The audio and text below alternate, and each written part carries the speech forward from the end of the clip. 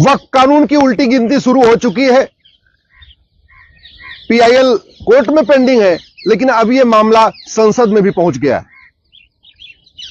राज्यसभा के सांसद आदरणीय हरनाथ यादव जी ने इसके लिए एक प्राइवेट मेंबर बिल पेश किया है।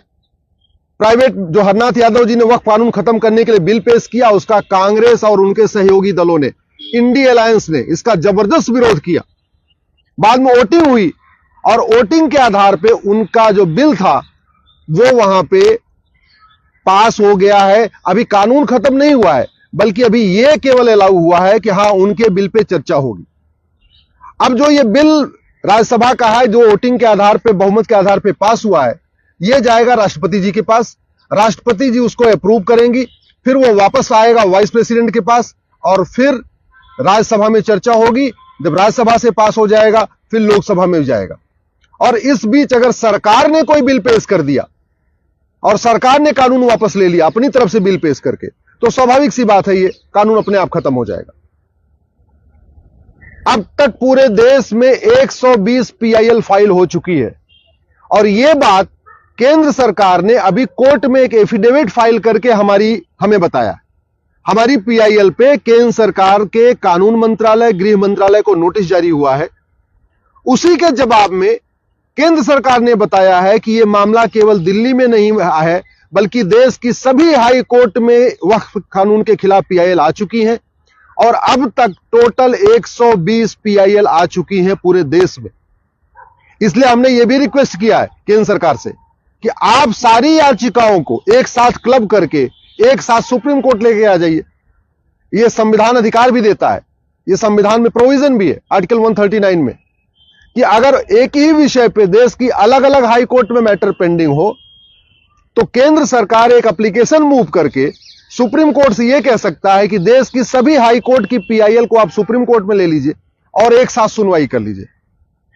या सुप्रीम कोर्ट से केंद्र सरकार यह भी कह सकती है कि देश की अलग अलग हाई कोर्ट में बहस करने की बजाय, क्योंकि हर जगह केंद्र सरकार को अपना वकील भेजना पड़ेगा, तो सेंट्रल गवर्नमेंट यह भी सुप्रीम कोर्ट से रिक्वेस्ट कर सकती है कि आप पूरी देश की याचिकाओं को दिल्ली हाई कोर्ट में ट्रांसफर कर दीजिए, क्योंकि solicitor general, attorney general Delhi में ही रहते हैं, तो उनके लिए दिल्ली हाई कोर्ट में जाके बहस करना आसान हो जाएगा।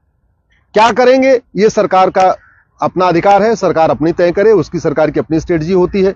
लेकिन हमने जो पीआईएल फाइल करके कहा है कि वक्फ एक्ट जैसा कानून पूरे दुनिया में नहीं है। यह वक्फ एक्ट सबसे पहली बार नेहरू जी ने 1954 में बनाया था। और बनाया किस लिए था? क्योंकि विभाजन के बाद बहुत सारे परिवार यहां से चले गए पाकिस्तान। उनकी जो जमीनें थी वो बहुत थी, उन जमीनों को कायदे से सरकार को ले लेना चाहिए था और जब पाकिस्तान से हिंदू आए तो उनको उन जमीनों पे बसा देना चाहिए था, क्योंकि जो पाकिस्तान से हिंदू आए, जो उनकी जमीनें वहां खाली पड़ी थी, जो भारत के मुस्लिम्स गए, उनको वहां बसा दिया गया। पाकिस्तान सरकार ने यही काम किया कि जो लोग हिंदू अपनी जमीन वहां से छोड़ के आए थे, वो जो उनकी जमीनें खाली पड़ी थी, उसको सबसे पहले क्या किया कि जो भारत के मुस्लिम्स गए थे उनको बसा दिया। इसके अलावा जो और भी जमीनें पड़ी थी उसको सरकार ने खुद ले लिया या आसपास के उस पर हॉस्पिटल बना दिया, कुछ और काम कर दिया। यही काम नेहरू जी को करना चाहिए था कि जितने लोग यहां से गए थे पाकिस्तान, उनकी सबकी जमीनों को एक्वायर कर लेना चाहिए था। जो लोग पाकिस्तान से हिंदू आए थे उनको उस पर बसा देना चाहिए था और जो एक्स्ट्रा जमीन होती उस पर अपना हॉस्पिटल बना सकते थे, स्कूल बना सकते थे, कॉलेज बना सकते थे, यूनिवर्सिटी बना सकते थे, पुलिस लाइन बना सकते थे और भी जो गवर्नमेंट डिपार्टमेंट बना सकते। लेकिन नेहरू जी ने यह काम नहीं किया। नेहरू जी ने बाकायदा एक वक्फ बोर्ड स्टैब्लिश करा दिया, वक्फ कानून बना दिया और वक्फ कानून बना के उन सारी जमीनों को वक्फ बोर्ड को दे दिया।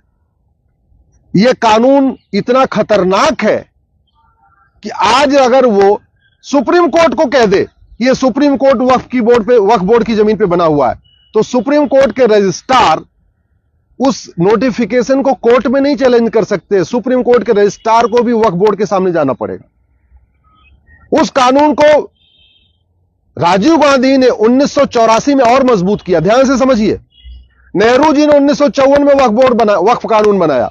राजीव गांधी ने 1984 में, जब उनको 400 सीट मिली, उसी साल 1984 में उस कानून को और मजबूत कर दिया। उसके बाद 1995 में नरसिम्हा राव की सरकार ने जो नेहरू जी का कानून था और जिसको राजीव गांधी ने मजबूत किया था, उस कानून को वापस लिया और भी खतरनाक एक नया कानून बना दिया 1995 में। और 2013 में जाते जाते सोनिया जी की सरकार, मनमोहन जी की सरकार ने 2013 में उसको और खतरनाक बना दिया। ऐसा खतरनाक कानून बनाया है कि इलाहाबाद हाई कोर्ट को वक्फ बोर्ड ने बोला ये हमारी जमीन है, और इलाहाबाद हाई कोर्ट उस नोटिफिकेशन को चैलेंज नहीं कर पाया। वक्फ बोर्ड से गिड़गिड़ाता रहा कि नहीं नहीं ये तुम्हारी जमीन नहीं है, हमारी जमीन है। वक्फ बोर्ड नहीं माना, Allahabad high court supreme court आया। ध्यान से समझिए, इलाहाबाद हाई कोर्ट जो सबके मुकदमों का फैसला करता है, वो अपनी जमीन नहीं वक्फ बोर्ड से छुड़ा पाया, उसके लिए उसको सुप्रीम कोर्ट तक आना पड़ा। यह कानून है कांग्रेस का, जो सबसे पहले नेहरू जी ने बनाया, राजीव गांधी ने उसको और मजबूत किया, नरसिम्हा राव ने उसको और मजबूत कर दिया, और बाद में मनमोहन सिंह ने और मजबूत किया। यह कानून इतना खतरनाक है कि जो बड़े लोग हैं, पैसे वाले लोग हैं, उनको नोटिस भेजता है और उसके बाद कहता है 10 लाख दो, 20 लाख दो, 50 लाख दो, तब हम नोटिस वापस लेंगे, यानी उनसे वसूली करता है।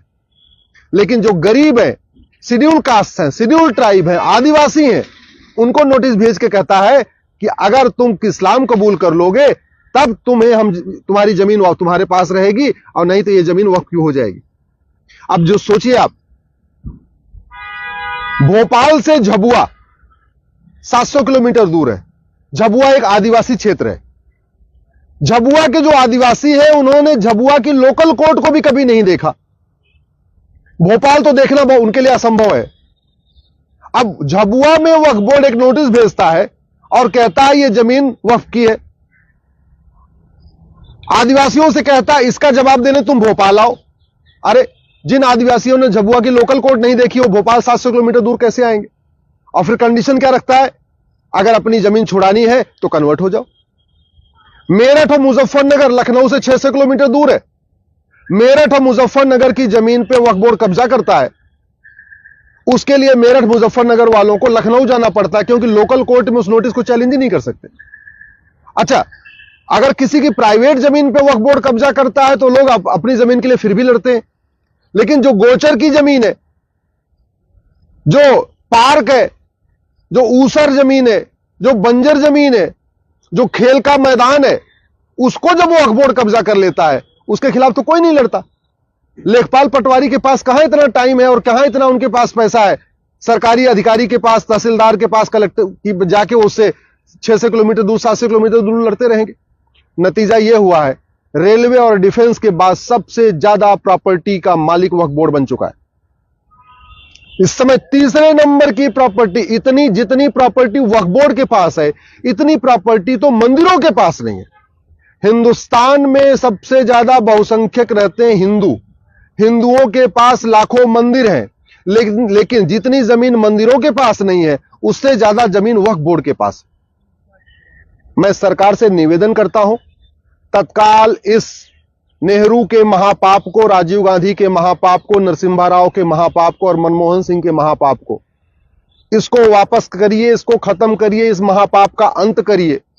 और जो जमीनें वक्फ बोर्ड के पास है 12 लाख एकड़ के आसपास, इन जमीनों को एक्वायर करिए, वहां पे स्कूल बनाइए, कॉलेज बनाइए, इंजीनियरिंग कॉलेज बनाइए, मेडिकल कॉलेज बनाइए, लॉ कॉलेज बनाइए, पुलिस लाइन बनाइए, जो करना है करिए। वहां से जो पाकिस्तान से विस्थापित आए हुए हैं उनको बसाइए, जो कश्मीर से विस्थापित आए हैं उनको बसाइए, जो कुछ करना है करिए, लेकिन इस कानून को खत्म करिए। मैं धन्यवाद दूंगा रघुनाथ यादव जी को, जिन्होंने साहस दिखाया है। मैं देश के सभी सांसदों से कहता हूं, सभी सांसदों से, वो किसी भी पार्टी के हैं, सबसे हाथ जोड़ के निवेदन करता हूं, वक्फ बोर्ड के खिलाफ, वक्फ एक्ट के खिलाफ आवाज उठाइए। नहीं तो याद रखिए, 20 से 25 साल के बाद आप ही के बच्चे आपसे सवाल पूछेंगे कि आप पार्लियामेंट में रह के क्या किए, आपने वक्फ कानून के खिलाफ आवाज क्यों नहीं उठाया।